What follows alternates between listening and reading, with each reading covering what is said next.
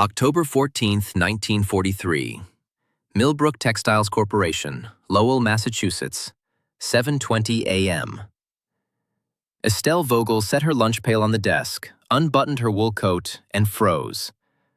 The quality inspector's stamp, the one that bore her name and employee number, the one she'd carried for 16 years, was gone. In its place, where it always sat in the shallow groove worn into the desktop by years of use, was nothing. Just bare wood and a rectangle of dust. Estelle had worked at Millbrook since 1927. She'd started as a floor girl at 16, running thread spools between looms. By 22, she was checking fabric tension. By 30, she'd earned her inspector's credentials and the trust that came with them. She knew 73 types of weave defects by touch alone, could identify thread count variations in complete darkness, had memorized every specification in the War Production Board's Textile Standards Manual. Her stamp wasn't just a tool. It was her signature, her bond, her promise to every soldier who'd wear a uniform made from cloth she'd approved, every wounded man who'd lie on hospital sheets bearing her mark. The stamp read, "Passed, Inspector E. Vogel, number 4127. When she pressed it into the inspection log beside a bolt number, she was swearing that fabric would hold up under combat conditions, wouldn't unravel in a field hospital washing, wouldn't fail when a life depended on it. And now it was gone. She pulled open the desk drawers one by one, checked the filing cabinet, the window ledge, under the stack of WPB requisition forms. Nothing. Her heart began to hammer against her ribs. Losing an inspector's stamp wasn't just embarrassing, it was a federal offense during wartime. War Production Board regulations required immediate reporting. There would be an investigation, questions, possibly suspension. But worse than any of that was what she saw when she opened yesterday's shipping manifest. 420 bolts of cotton duck canvas, shipped to the Philadelphia Naval Yard for conversion to sea bags and equipment covers. Every bolt stamped, quote, 1. Fabric she had never inspected. Someone had used her stamp. Someone had approved military contract fabric without her knowledge, and Estelle had no idea how long it had been happening. But standing there in the empty office, with the October morning light slanting through windows that overlooked the Merrimack River, Estelle Vogel didn't yet understand that this missing stamp would lead her to a discovery that would destroy her life. That behind this theft lay a conspiracy involving dozens of people, millions of dollars in war profiteering, and a contamination so dangerous it would poison the bodies meant to defend the nation. She didn't know that the truth she'd uncover would cost her everything: her marriage, her daughter's respect, her place in the only community she'd ever known. But she would keep searching anyway, because 16 years ago, she'd made a promise. To understand how Estelle ended up at the center of this story, you need to go back 16 years, to the day she became an inspector. 1927. Estelle was 22 years old. The roaring 20s were in full swing, but in the textile mills of Massachusetts, life moved to a different rhythm. The steady percussion of power looms, the whistle marking shift changes, the weekly pay envelope that meant rent and groceries for another week. She'd worked the floor since she was 16, one of 200 women running the weaving sheds. The noise was so constant that mill girls learned to lip read. The air was thick with cotton dust and machine oil. By the end of a 10-hour shift, her hair would be white with fiber particles, her fingernails rimmed with grease from adjusting shuttle tension. But Estelle had a gift. She could see patterns others missed, a slight irregularity in the weave that would bloom into a weakness after washing, a tension imbalance that would cause puckering 6 months down the line. The floor supervisor, Mrs. Dykstra, noticed. After 5 years, she recommended Estelle for inspector training. The head inspector was a woman named Margaret Penrose. She was 63 years old, had been inspecting fabric since before the Great War, and possessed a reputation that bordered on legendary. They said she could grade thread quality by rolling it between her fingers, could tell if a weaver had been rushing their quota by examining 3 feet of cloth. Margaret taught Estelle that inspection wasn't just about finding flaws. It was about understanding the life cycle of fabric. Underscore, underscore, quote, underscore, two, underscore, underscore, she'd say, holding up a sample. This is someone's wedding dress, someone's baby blanket, someone's work shirt. They're buying quality because they can't afford to replace it. We're the last line between them and disappointment. For 2 years, Estelle apprenticed. She learned to use the textile micrometer, the thread counter, the standardized light box for color matching. Learned the difference between acceptable variation and true defect. Learned that a good inspector wasn't the one who found the most problems. It was the one who found the right problems, who understood which flaws would matter in real use. In 1929, Margaret retired. Estelle took over her inspection station. She was 24 years old, newly married to Frank Vogel, a machinist at the same mill. They bought a small house on Oak Street, 2 bedrooms, a front porch, a backyard big enough for vegetables. In 1932, their daughter Pearl was born. Estelle worked through the Depression, watched wages drop, hours extend, quality standards slip as mills fought to survive. Saw sister facilities close, saw families move west chasing rumors of work. But Millbrook hung on, and Estelle kept inspecting. Even when the pressure mounted to pass marginal fabric just to keep the orders flowing, she held the line. Her stamp meant something. She wouldn't cheapen it. Then came December 7th, 1941. Within weeks of Pearl Harbor, everything changed. The War Production Board designated Millbrook a strategic facility. Military contracts flooded in. Uniforms, tents, parachute fabric, hospital linens, bandages, canvas for everything from sea bags to equipment covers. The mill ran 3 shifts, 7 days a week. They hired on anyone who could work, women whose husbands had enlisted, teenagers too young to serve, men too old for the draft. The pressure was immense. Every bolt that passed inspection went to the war effort.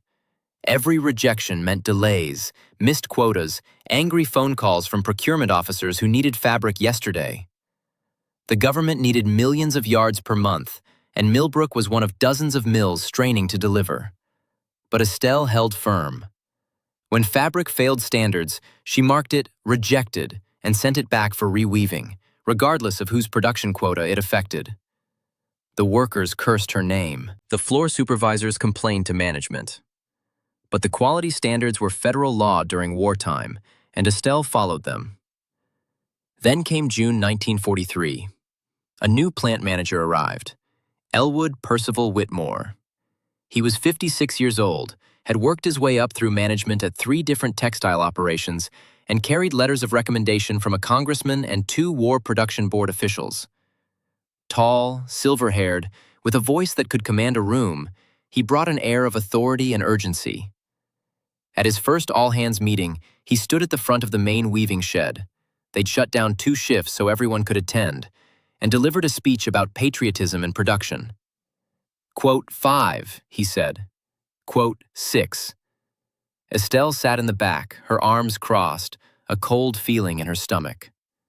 0 defects was a nice slogan, but she'd been inspecting fabric for 16 years.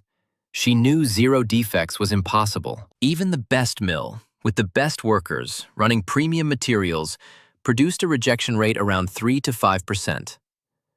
That was just manufacturing reality. When you tried to force 0 defects through pressure rather than process improvement, corners got cut. Inspectors started passing borderline fabric. Standards quietly eroded. And eventually, defective product made it into the supply chain. After the meeting, she approached Whitmore in his office.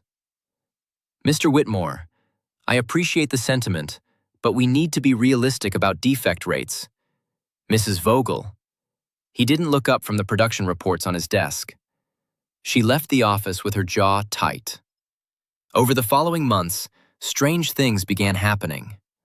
Bolts she'd rejected in the morning would appear on the shipping dock by evening, marked as passed. When she questioned it, she'd get vague answers.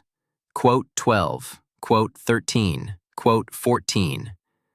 But there were only 3 qualified inspectors at Millbrook: Estelle, an elderly man named Horace Kellogg who worked the 2nd shift, and a nervous woman named Winifred Pruitt who covered weekends.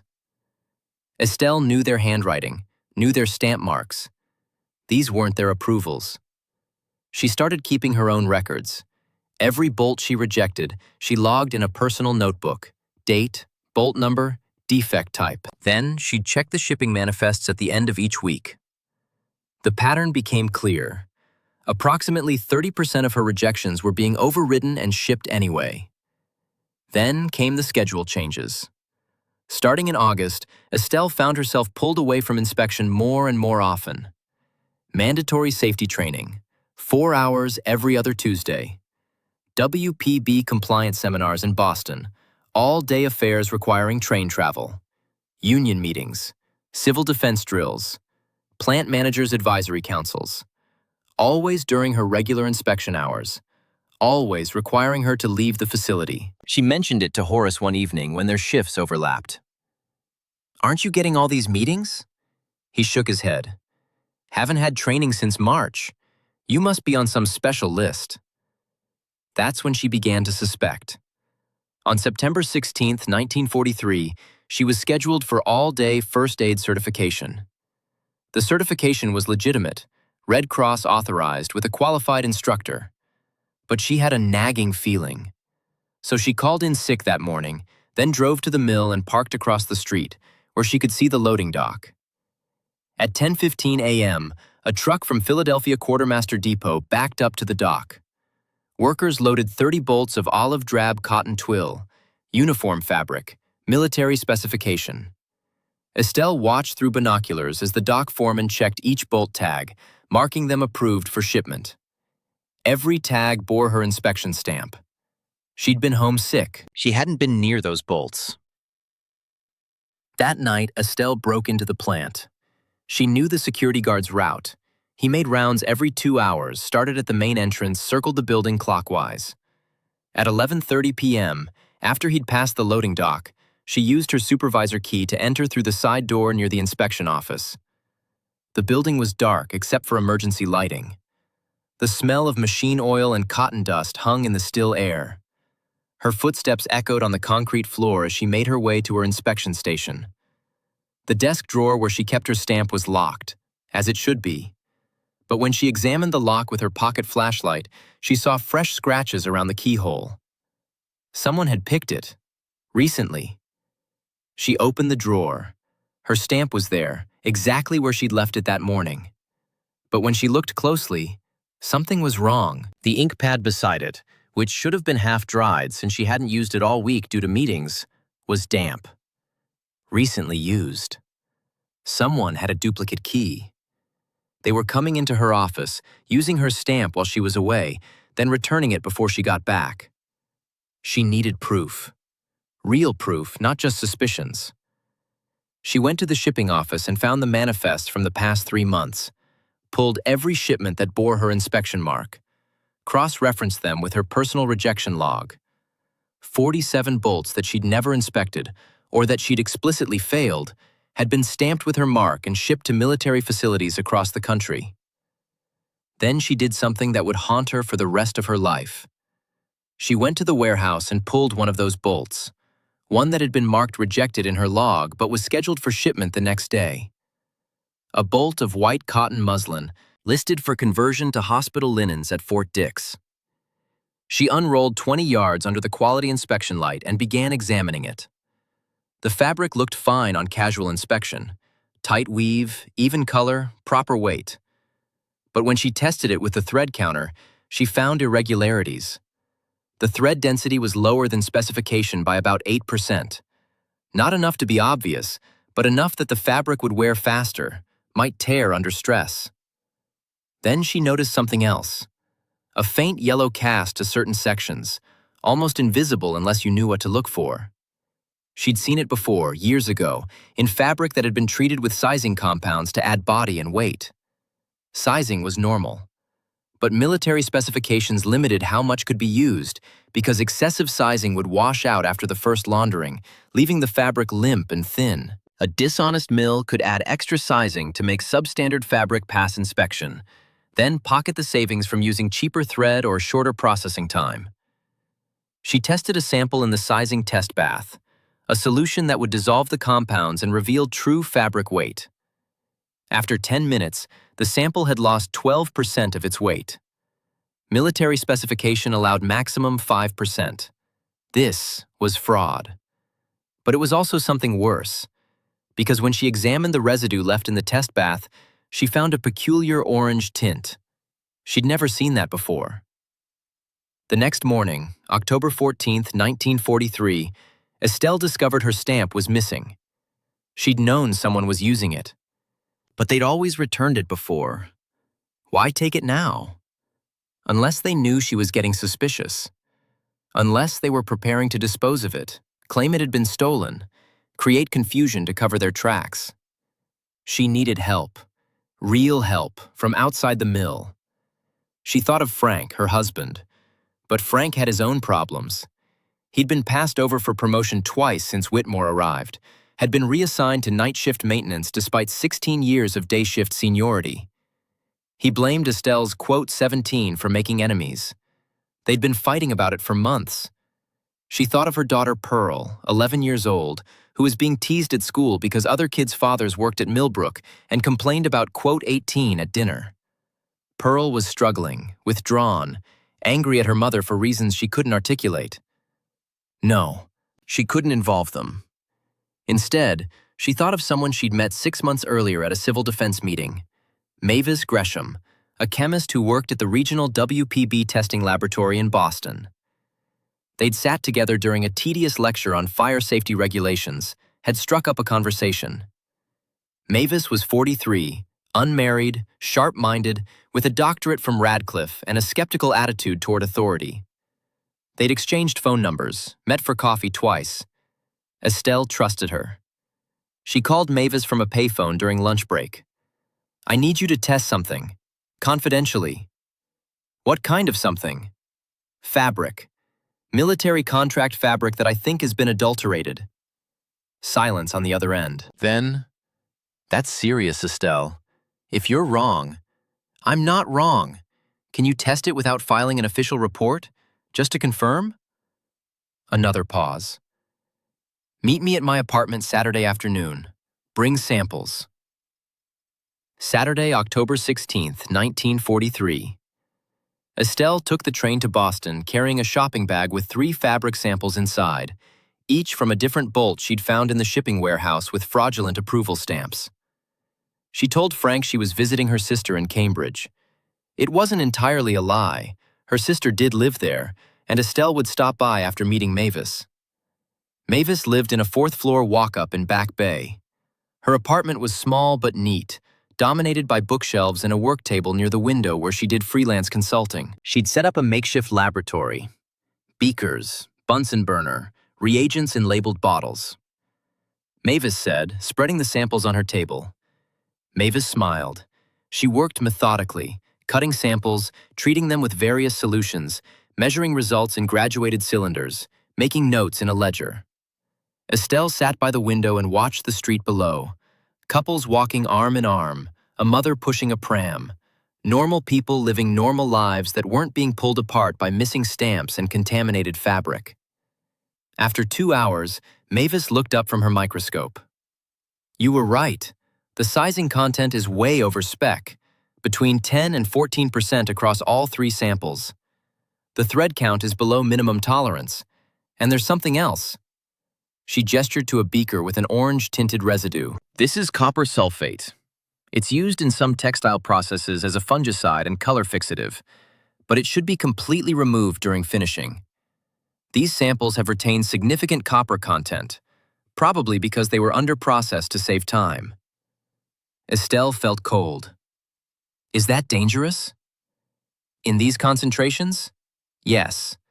Prolonged skin contact with copper sulfate can cause dermatitis, rashes, possible systemic absorption. If this fabric is being used for hospital linens, for undergarments, for anything that touches skin during extended wear, especially on wounded soldiers with compromised skin barriers, it could cause serious medical problems." The room seemed to tilt. Estelle gripped the edge of the table. "How much fabric are we talking about?" Mavis asked quietly. "I don't know. I've documented 47 bolts over 3 months. Each bolt is between 60 and 80 yards. That's at least 3,000 yards. If this has been going on longer, you need to report this immediately. To whom? The plant manager is probably in on it. The WPB inspectors who visit the facility, if they were doing their job, they'd have caught this already. Maybe they're being paid off. Mavis sat down heavily. Jesus Christ, do you know what you're saying? This is conspiracy, fraud, endangering military personnel during wartime. People go to prison. People get executed. I know. If you're wrong, I'm not wrong. Look at the test results. And if you're right, you'll destroy lives.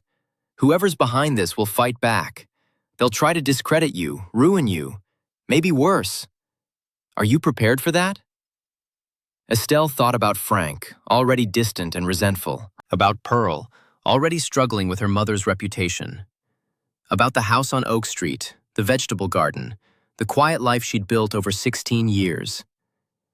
Then she thought about soldiers in field hospitals, lying on sheets contaminated with copper sulfate. Thought about infection rates, skin conditions, systemic poisoning in men who'd already sacrificed everything to serve. Quote 42, she said.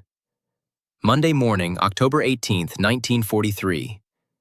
Estelle didn't go to work. Instead, she took the train to Boston and walked into the regional office of the War Production Board, carrying Mavis's test results and her personal documentation in a leather satchel. The office was chaos.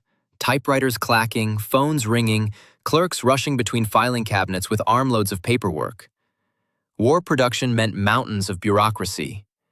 Estelle waited in line for 40 minutes before reaching a receptionist. __quote _43 __. The receptionist, a tired-looking woman in her 50s, barely looked up. Estelle stood there, feeling helpless rage build in her chest. Then she heard a voice behind her. Quote 47. She turned. A man in his early 30s was standing in the hallway holding a stack of files. He was thin, intense-looking, with wire-rimmed glasses and ink stains on his shirt cuffs. Estelle asked.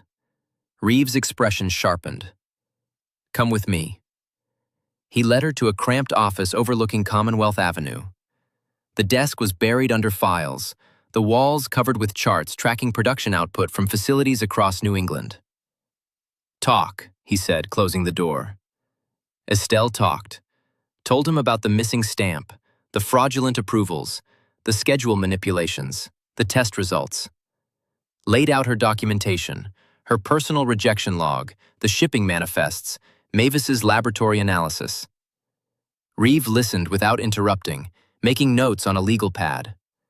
When she finished, he sat back and steepled his fingers. Quote 53, quote 54, quote 55, quote 56, quote 57. Estelle thought about Frank's angry silences, about Pearl's tearful outbursts, about the women at church who'd stopped inviting her to social committees because she was too rigid, too difficult. My life in Lowell is already over. I just haven't admitted it yet. Reeve nodded slowly. All right, I'll open an investigation. But I need you to do something for me. Keep working. Act normal. Don't tell anyone you've reported this. Not your husband, not your friends, nobody. We need time to build the case, collect evidence, interview witnesses. If Whitmore suspects investigation, he'll destroy records and scatter. How long? 2 weeks. Maybe 3. Can you hold out that long? I'll have to. The next 2 weeks were agony. Estelle returned to work Tuesday morning as if nothing had happened, told the plant manager she'd been home with flu, went back to her inspection station where her stamp still hadn't been replaced. They'd issued her a temporary stamp while the __quote _64 was being _quote _65 _. She inspected fabric, rejected defective bolts, watched them get overridden and shipped anyway, made careful notes, said nothing. At home, Frank was barely speaking to her. Pearl had stopped coming to her with problems, instead going to her father or locking herself in her room. The house felt like a battlefield with an uneasy truce. On October 28th, Nolan Reeve called her at work, a prearranged signal meaning he needed to meet. That evening, she drove to a diner in Chelmsford, 15 miles from Lowell, where no one would recognize her. Reeve was waiting in a back booth, his face grim. Quote 66, he said. Quote 67. Quote 68. Quote 69. Estelle felt sick. $250,000, while soldiers were dying. Quote 70. Quote 71. He hesitated. Quote 72. Her stomach dropped. Quote 73. Quote 74. The diner seemed to recede. 23 soldiers, 3 critically ill. Because of fabric she'd supposedly approved. I didn't. I know you didn't. But the paperwork says you did. That's what makes this so insidious. They used your stamp, your reputation to cover their fraud. You're both victim and accomplice in the official record. What happens to me? Nothing, if we can prove your testimony. But you need to understand, your name is all over those shipping manifests. When this goes public, people will assume you were part of it. You'll be investigated, questioned, probably suspended pending clearance. Your reputation at Millbrook is finished. And in a town like Lowell, where everyone knows everyone, that might mean your reputation, period. I know.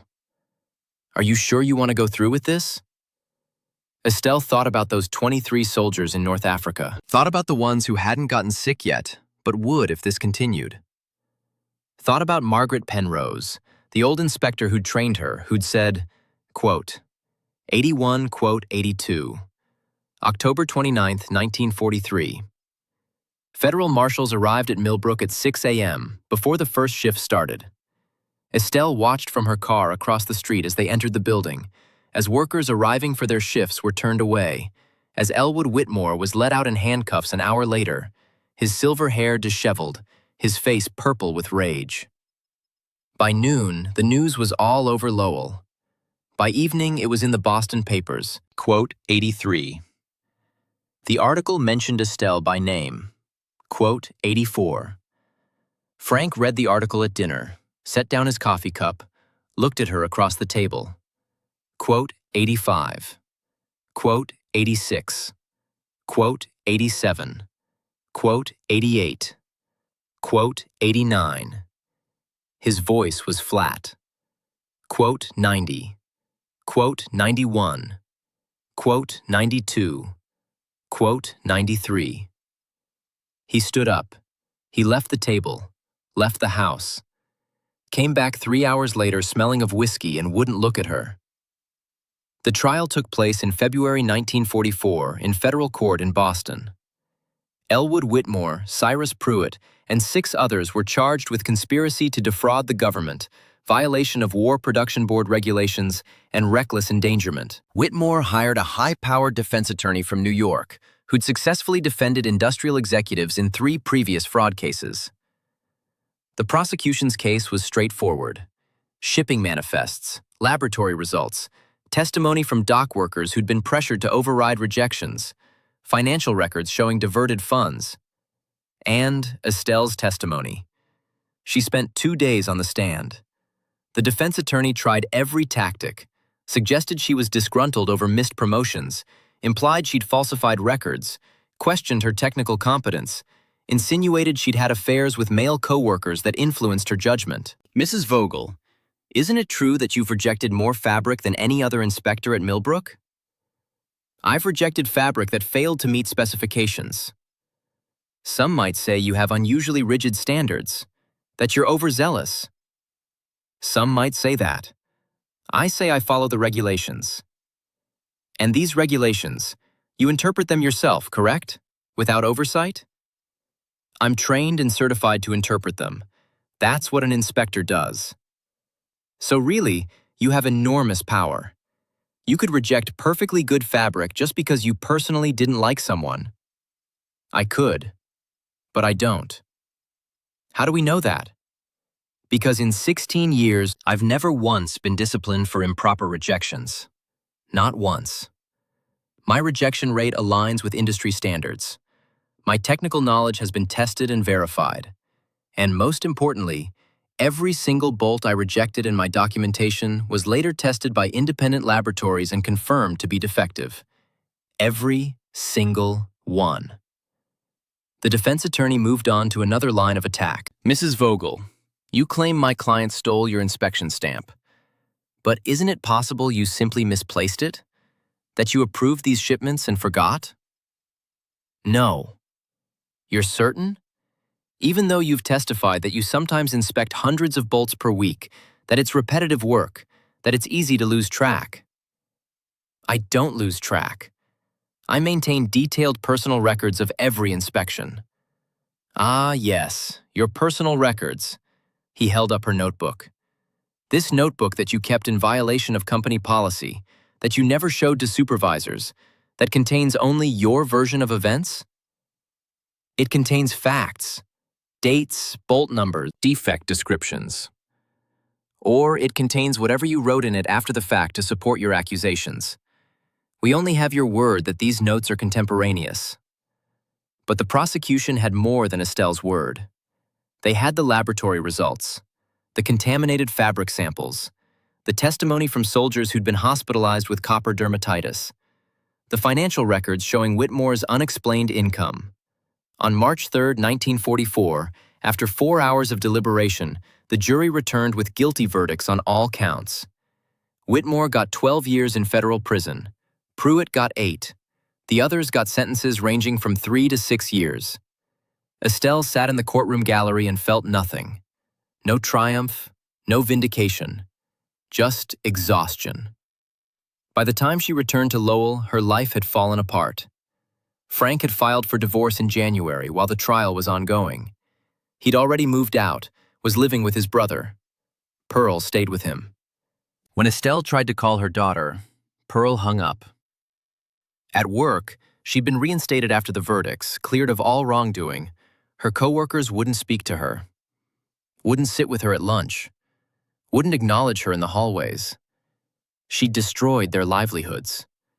Whitmore had been respected. Pruitt had been popular.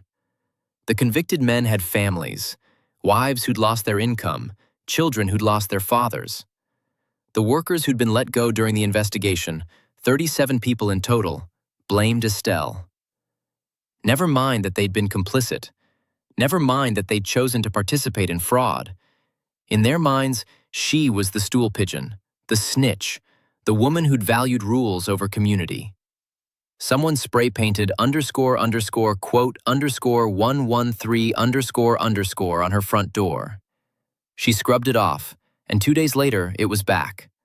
Her phone rang at all hours, hang-ups, heavy breathing, once a woman's voice saying, "I hope you're proud of yourself, destroying families." She changed her number. The calls followed. One Sunday, she went to church, the Methodist church she'd attended for 18 years, and the entire congregation went silent when she walked in. The pastor gave his sermon about forgiveness, but kept glancing at her. After the service, no one spoke to her. She stopped going. Pearl was struggling at school. The other children called her __quote _115 __. Teachers looked at her with pity. Her grades dropped. She started skipping classes. Frank blamed Estelle. He laughed bitterly. She wanted to scream at him, wanted to explain that it wasn't just 23 rashes. It was about systemic fraud, about poison being shipped to wounded men, about the principle that standards meant something. But she'd learned by now that principles didn't console a 12-year-old girl being bullied at school. "Yes," she said quietly, "it was worth it." He looked at her like she was a stranger. Maybe she was. The divorce was finalized in June 1944. Frank got custody of Pearl. Estelle got the house on Oak Street and weekend visitation rights that Pearl refused to exercise. She lived alone, worked alone, came home to an empty house where she'd once heard her daughter's laughter, her husband's footsteps, the sounds of a life that seemed impossible to remember now. The years that followed were lonely. The war ended in 1945. Millbrook converted back to civilian production, fabrics for dresses, curtains, tablecloths. The military contracts dried up, and with them went the urgency that had driven the fraud scheme. Estelle kept working. She was a good inspector, maybe the best in New England. Her rejection rate remained consistent, her technical knowledge impeccable. Management tolerated her because she was reliable, but they never promoted her, never gave her leadership responsibilities, never trusted her with anything beyond her inspection station. Pearl graduated high school in 1950 and left for college in New York. She studied nursing, got married to a doctor, moved to Philadelphia. She sent Estelle a Christmas card every year, signed by her husband and eventually her children. Estelle saw her granddaughters in photographs, birthday parties, first days of school, graduations. She was never invited to visit. Frank remarried in 1952 to a widow who worked at the mill's accounting office. They seemed happy. Estelle would see them sometimes at the grocery store, and Frank would nod politely, like she was an acquaintance he'd met once at a party. The house on Oak Street felt too big. Estelle thought about selling it, moving to a smaller apartment. But she couldn't. This was where she'd raised Pearl, where she'd built her life. Leaving felt like admitting defeat. So she stayed, maintained the garden, kept the rooms clean, lived in 3 rooms of a house meant for a family. In 1955, Nolan Reeve, the WPB investigator who'd helped her build the case, came to visit.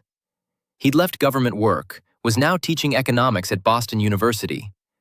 They had coffee at a diner near the mill. "I wanted to thank you," he said. "What you did, exposing that fraud, it mattered. We used it as a model case for reforming inspection protocols across the industry. Probably prevented hundreds of similar schemes." Did it prevent them? Or did people just get better at hiding? He smiled sadly. Maybe both. But you did the right thing. Everyone keeps saying that. The right thing. But the right thing cost me everything. I know. I'm sorry. Are you? You got a career out of it, a nice teaching position, respect. And you got justice. Justice doesn't keep you company at night. He had no answer to that. In 1963, something unexpected happened. Estelle received a letter. No return address, postmarked from New York. Inside was a single page, typed on medical office stationery. Dear Mrs. Vogel, you don't know me. My name is Captain James Harrigan, retired. In 1943, I was serving with the Army Medical Corps at a field hospital in North Africa. In August of that year, our facility received a shipment of hospital linens from Millbrook Textiles. Within weeks, patients began developing severe dermatitis. 3 men under my care nearly died from secondary infections. We couldn't understand why. We were following proper sterilization protocols, had adequate supplies. Then the recall notice came. The linens were contaminated with copper sulfate. I read about your testimony at the trial, about how you'd discovered the fraud. I want you to know that those 3 men survived. They returned home after the war. One is now an accountant in Ohio. One teaches high school in Michigan. One works construction in Oregon. They don't know your name. They don't know a woman in Massachusetts saved their lives by refusing to stay quiet. But I know. And I wanted to make sure you knew. Thank you. James Harrigan, M.D. Estelle read the letter 3 times. Then she folded it carefully and put it in a drawer beside Margaret Penrose's old linen sampler and her 16-year collection of inspection notebooks. That night, she slept better than she had in years. Estelle worked at Millbrook until 1968, when she turned 63 and retired. By then, the American textile industry was collapsing. Foreign imports, cheaper, often of questionable quality, were flooding the market. Mills across New England were closing. Millbrook hung on by specializing in high-end fabrics, but the writing was on the wall.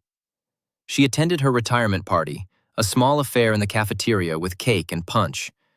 20 people came, mostly out of obligation. They gave her a plaque. Estelle Vogel, 41 years of service. No one mentioned the trial. No one mentioned the fraud. It was an unspoken agreement. We won't bring it up if you don't. She went home to her empty house and looked at the plaque, wondered if Margaret Penrose would have been proud. Pearl came to visit that Christmas, the first time in 8 years. She brought her daughters, both teenagers now. They were polite but distant, clearly there because their mother had insisted. Over dinner, Pearl said, "I read an article about industrial whistleblowers. It mentioned your case." Did it? They called you a hero. That's one word for it. What's another? Fool? Fanatic? Woman who destroyed her life over fabric. Pearl was quiet for a moment. Then, "I'm sorry I blamed you. When I was young, I didn't understand.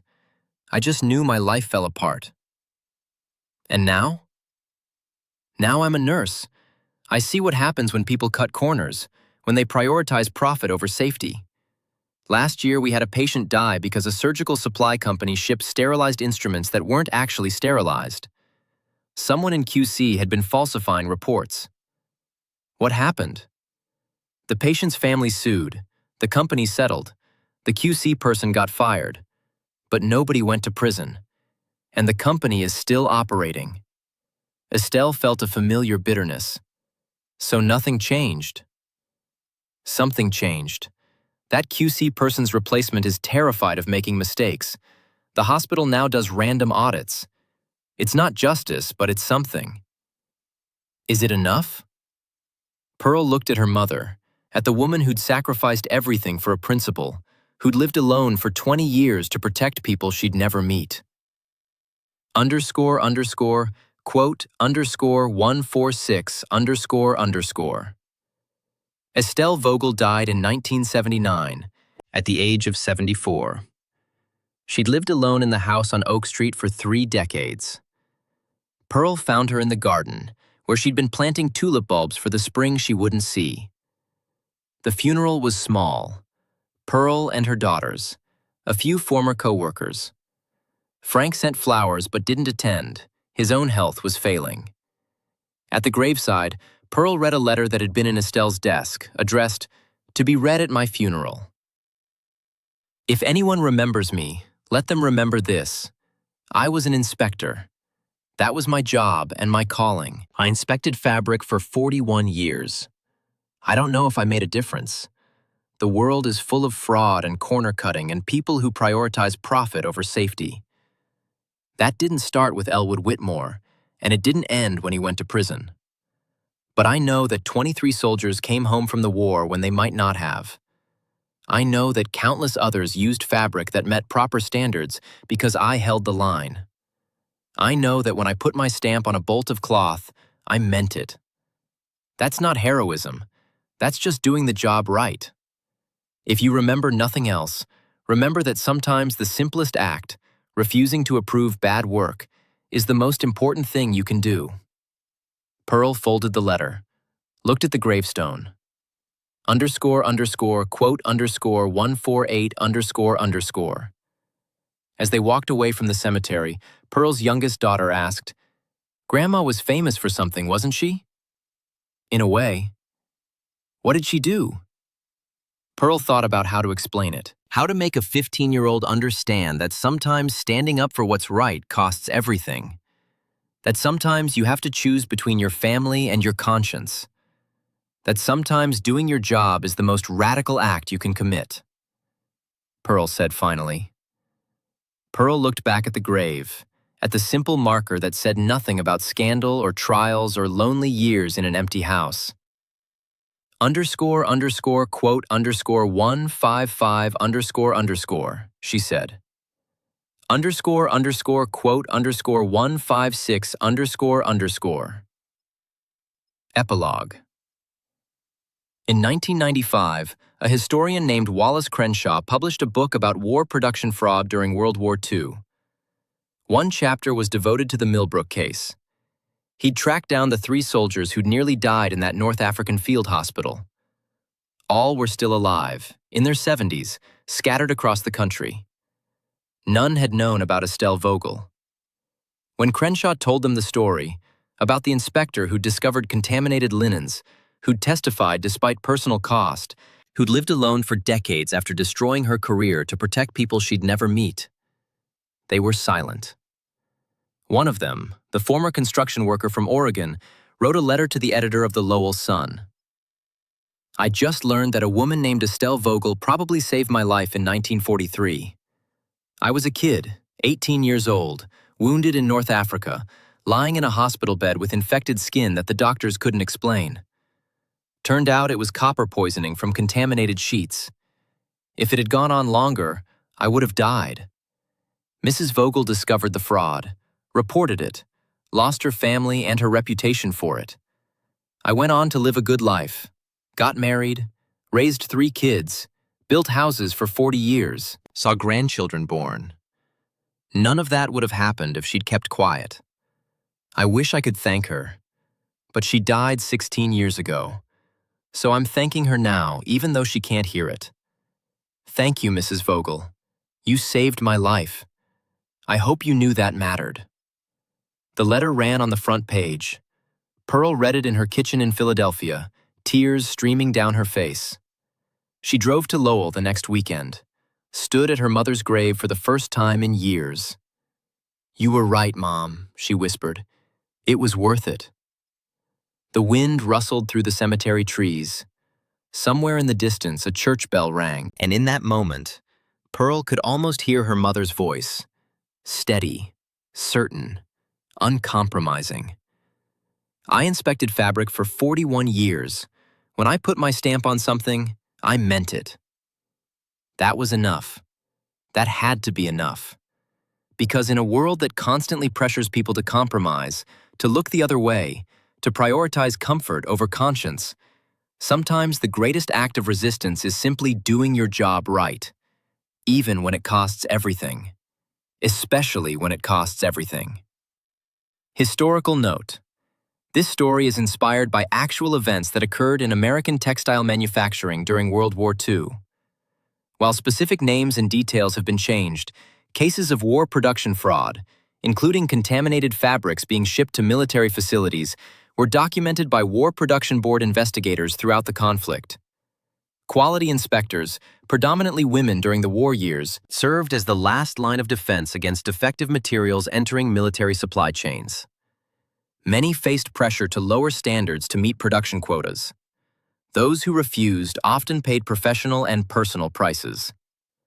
Estelle Vogel is a fictional character, but her story represents the experiences of countless quality inspectors who chose integrity over security, principle over comfort, and conscience over community. Their names are largely forgotten. Their sacrifices went unrecognized. But the soldiers who came home alive, the patients who healed properly, the families who received their loved ones intact, they were the living proof that standards matter, that someone saying, quote 159 can save lives, and that sometimes the most important job is the one nobody notices when it's done right. This story is dedicated to them, the inspectors, the whistleblowers, the stubborn men and women who refused to approve bad work even when everyone told them it didn't matter. It mattered. It always mattered.